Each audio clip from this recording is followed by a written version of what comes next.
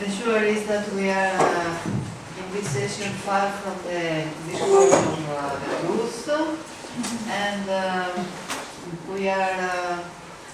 we followed three different presentations with alternative approaches to social memory, with alternative strategies of display and expression, driving to diverse ways of dialogue, diverse frameworks, agendas, proposing mostly the assemblage method.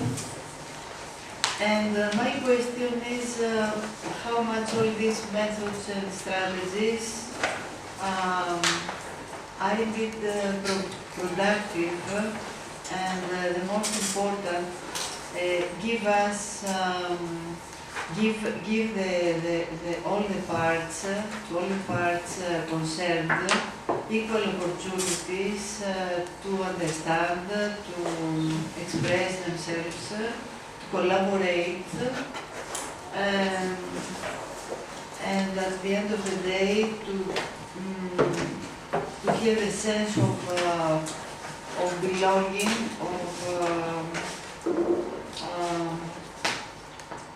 that they are able to construct a bridge of real dialogue. How much the parts are able to form a new common grammar for the future to learn of.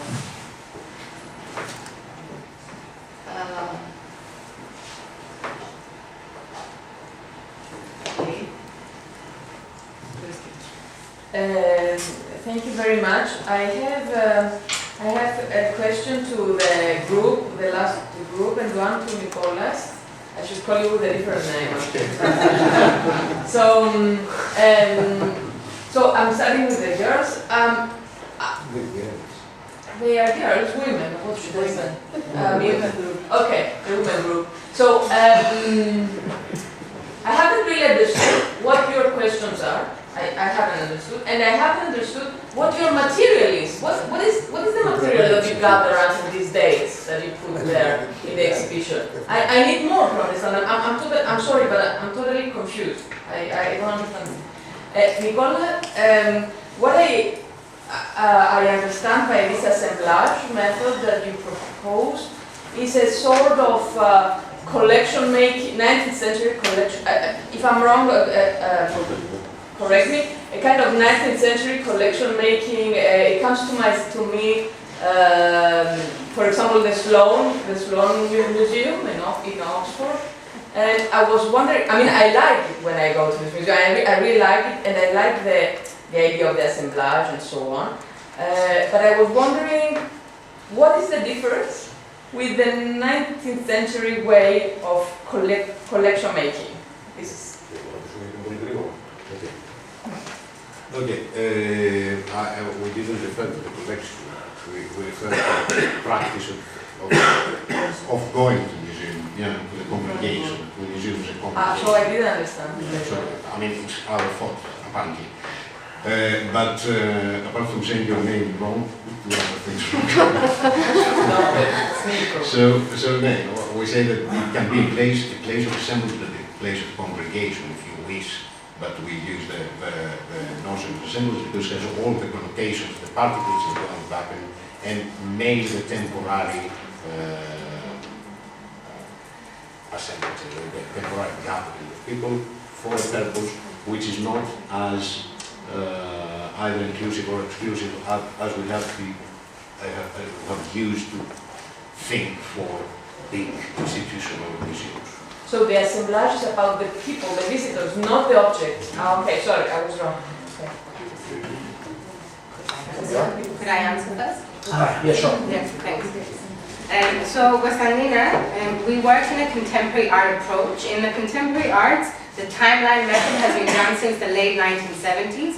In the 1980s, we have a group called Group Materia that did timelines repeatedly in the States. creating this notion of working together. So I would say that perhaps you didn't understand our questions, fair enough, but they've come out of an attempt to try and work together in a field, in Cyprus at least, there's hardly any collaboration. So even though it might not be as readable in this context because it is a historical conference and we do work within a contemporary art field usually.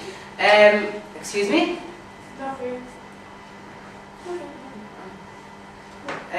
We've been trying to use that method to try and create narratives that perhaps are not readable now, but to raise certain questions as to what art history writing has meant in Cyprus. And how can we go about looking at that collectively, going perhaps to the north and trying to create a conversation in our attempt to address these questions of art history writing and what that means and how we can make a little bit of sense of that. And because in Cyprus we have a tendency of always saying, nothing has ever been done before. We want us to say, no, actually a lot of people have come in and tried to do art history writing, and let's see what's happened. Let's see how exhibitions have been made and use that, and then we can go on with our work. Okay, so the central question, because I haven't understood, is you want to see how art making was made in Cyprus.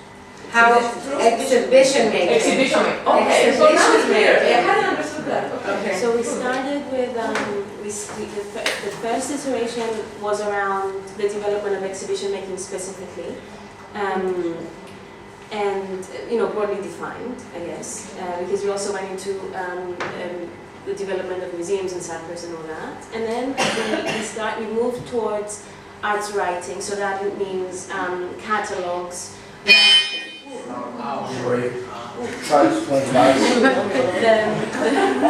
Just the way it goes. Yeah. That was drastic. Yeah, sorry. So I guess okay, now it's clear. I understood your question in terms of what kind of archives we're delving into, what kinds of records we're bringing together. It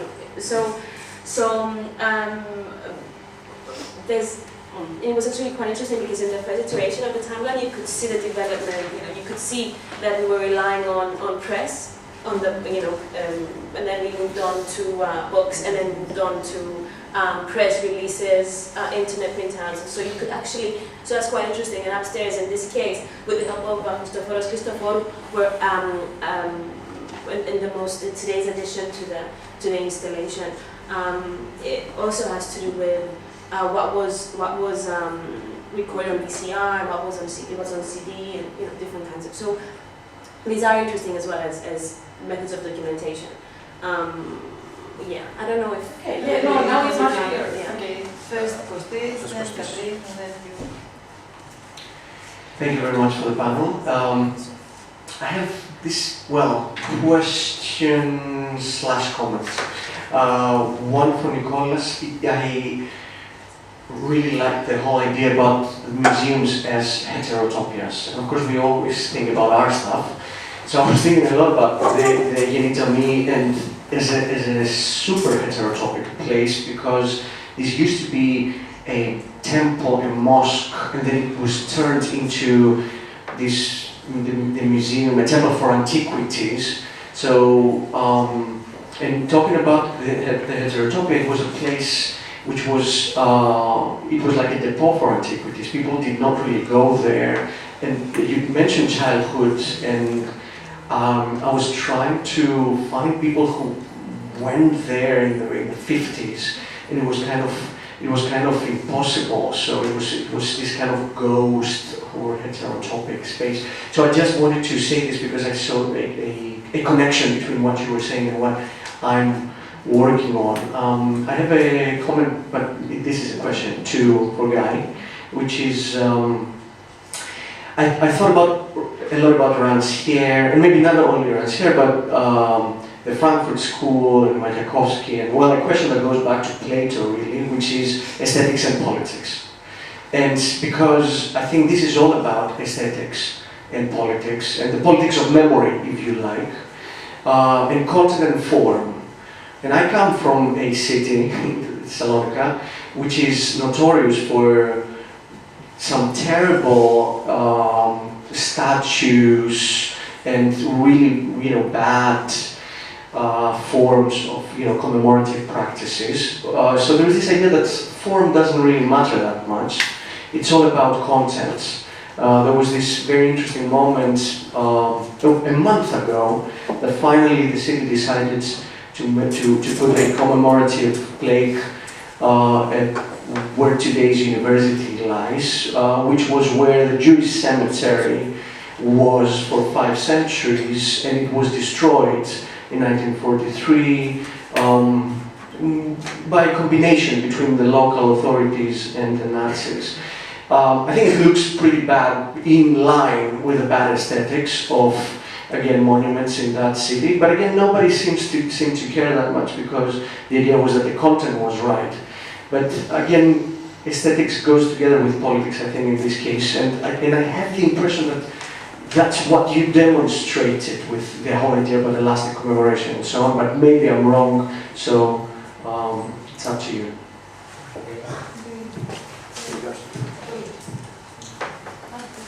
Thank you very much. So, yes, I have also questions, comments, remarks, I don't know. First to Nicolas.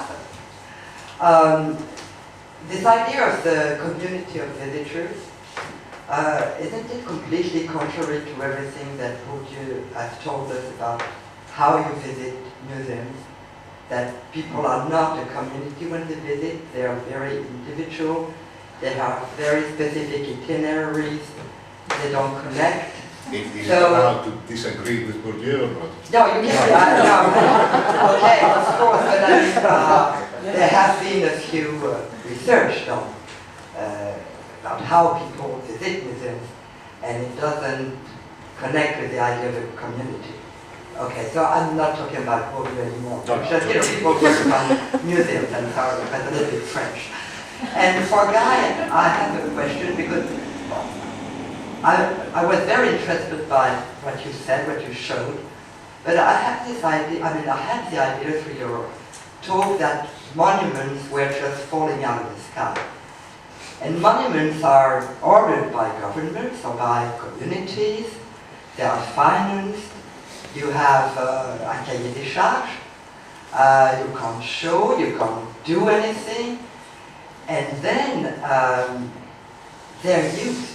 So you told us that they were used by different people, the way you can walk, but they're also used collectively. I mean, when I hear commemoration, I think about global commemoration. So, and the thing is, I mean, a monument, to me, is mute. It doesn't say anything. It doesn't say anything if you dissociate it from the way it is used by individuals or by groups. The same monument can completely shift signification, can become, completely opposite to what it was meant to be in the beginning, according to the way it's used.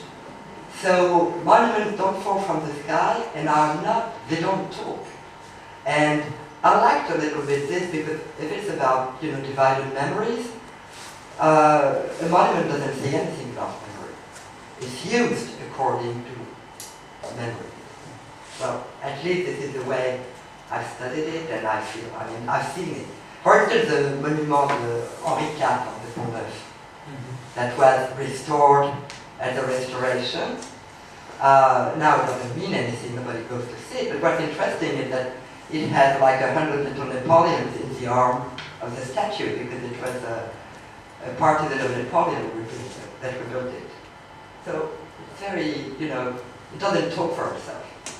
But they have their own Another question. They have their own they're not signifiers. they're not empty signifiers. They are totally empty. To me, they're totally empty. You can make them say anything you want. You hate Roland Barthes, right? No! I love the Vittoriano. I love the Vittoriano. It's enormous, it doesn't say anything. So my first question goes to Guy as well. I was wondering during this very interesting presentation, what was the criteria behind your choice to present us these memorials? Because Some of them were private initiatives, some of them were very long discussed NGO initiatives like the Memorial to the Villages in Berlin. Some of them were state initiatives. So I was wondering why you exactly choose to present them to us, because they have such different backgrounds. And to the female group, maybe you can elaborate a little bit more on why do you highlight the collaboration so much? I mean, what is the plus to collaborate? I don't understand this notion. If you were a group of Turkish Cypriots and Greek Cypriots, but what is why is collaboration so important if you are, if you are only Greek Cypriots? Okay, last question to the gentleman in the back. Last question.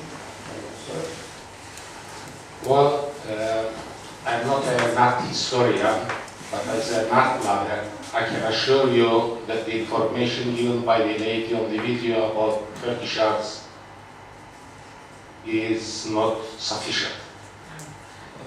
Let's say the least. I mean, I can remember of Kadir Burhanuddin, who was one of the first Turkish artists at the beginning of the 20th century, and one of the main artists who have influenced the contemporary Turkish Cypriot arts, I could say, was Olga Rauf, who was a Russian origin German who married to a Turkish doctor, came to Cyprus and worked since 1930s until she died, actually. And the other great influence we have to remember is the teacher at the Morpho Training College. If my memory doesn't fail me, it was Diamandis who has influenced the first generation or second generation Turkish artist, and it was his students who took part in the first exhibition, which was held, I think, in 1960 in Litra Palace. Thank you. Can we please interview you? This is really open. This is, the person who says please, but so the person who says thank you, and this is very much the kinds of conversations where we would like to have. The second thing to say is that we're very interested in collaboration. So it's not so much about balancing out the emphasis in our paper. It's about us being interested in collaboration, not only as a bi-communally as thing to be done with a bi-communal character, but we are actually interested in what this means and what this does, and beyond the need for collaboration in that particular way. And we are also interested in because I think it's one of the things that is most visible in the upstairs installation, that we're trying to see how bi-communality or bi-communal collaboration has developed in the arts and what this means. Because this is not, I mean, we have to start, this is an obvious thing to say, we need to think about it more than we usually do, bi-communality and how it's, what kinds of forms it takes. So, yeah, we are interested in collaboration beyond bi-communality. And we are, I mean, I think we kind of tried to explain how we're trying to work with different groups as well. I mean, it's not always to do that, it's not always easy to do it not in equal terms, but it's not always easy to speak that, you know, you have to develop a rapport, you have to develop vocabulary. Yeah. And we tried. And I mean, people didn't respond.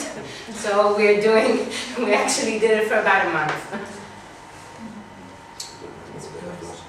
But anyway, very briefly, first of all, thanks, Kostas. I'm not not very much fond of the heterotopia thing, because I think it's overstretched one notion that was developed for one thing, mostly the century. And it's something that has been expanded to everything without quite a lot of analytical real. But I agree that from that sense it can be used for your own work here. I agree that this is something that can be very much applied in the same way that I will answer now. And I say that, yeah, it's Bourdieu first of all dealt more with the relations of power with the memory itself. And here we tried to work from this point of view. And we didn't say that this is a community. We did not suggest that this is a community. What we said is that in a museum space, despite the how you enter, what you believe, or what you project, you go in a place which you don't go once. It's a place that you go and return. Okay. I mean, it's not a place that you experience once in your life. It's something that has a specific frame and is associated with the notion of the past, the museums that we are talking at least, okay, archaeological or historical museums. So it has a very specific frame. You go there and you do specific, and you, human being, one, does specific things with specific roots and with specific canons. In that sense, it is a form of ritual, if you wish, okay. And in that sense, it can be seen as a certain action. And I'm not speaking about people visiting in groups. I'm speaking about me going alone in a museum. So all this very modern idea of the individualized visit to the museum, which is a very market-oriented idea at the end of the day, and it's something that has dominated actually research in museology for many, many years. It's something that does not allow us to see how these things can be explored. Because, and this comes to the answer of this has to do with what you say, that of course monuments do not have anything, they don't express anything by themselves, and any object, as far as I am concerned, doesn't do anything by itself. I don't believe in this kind of materiality. Materiality comes to the memory from the objects or from the monuments, comes through its use. This requires, and that's why we speak about a performative approach to the idea of collective memory, very bodily and habitual action. And this is an action which is served. It's what Kostas was saying about the daily thing of going into a mosque. If something creates social memory, as far as I'm concerned, or as far as I'm concerned with this paper, okay, it's this kind of shared action, which you don't call it memory in the sense that, okay, I remember something that I lived, or something historical, how Alexander the Great won at the Sousse, but this must be much more powerful memory for identity purposes or for any purposes of identifying with other people than all these ideas. And this is this is what we're trying to suggest by the idea of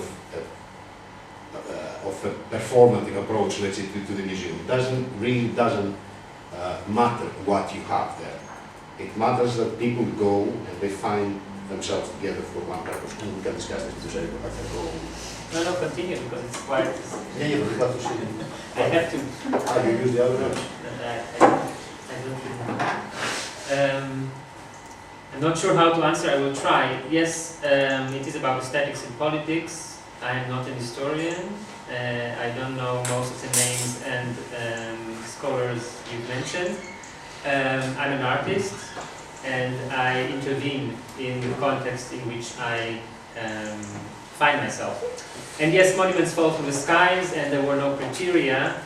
Most of them do not even exist in real.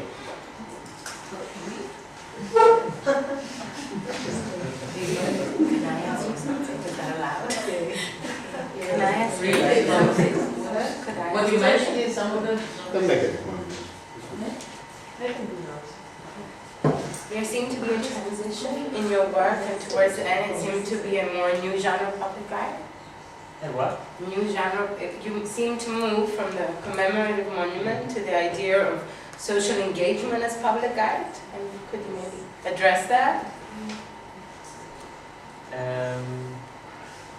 I mean, was involvement of people more? Yes. Yes. Yeah, I think I mentioned it even when I was stepping up the stair. It is a bit about empowering and for me, and about political empowerment, and about new means of dialogue, as the last example have showed, where a fiction scenario is kind of being put into a reality and a real situation. And yeah, in this moment, I'm curious how in this place, maybe in the soon future, we would try together to create a ceremony to celebrate the departure of the UN forces from the buffer zone, and try together to understand what it means now, not after it happened. Okay, a good question to finish here. Thank you. Thank you very much.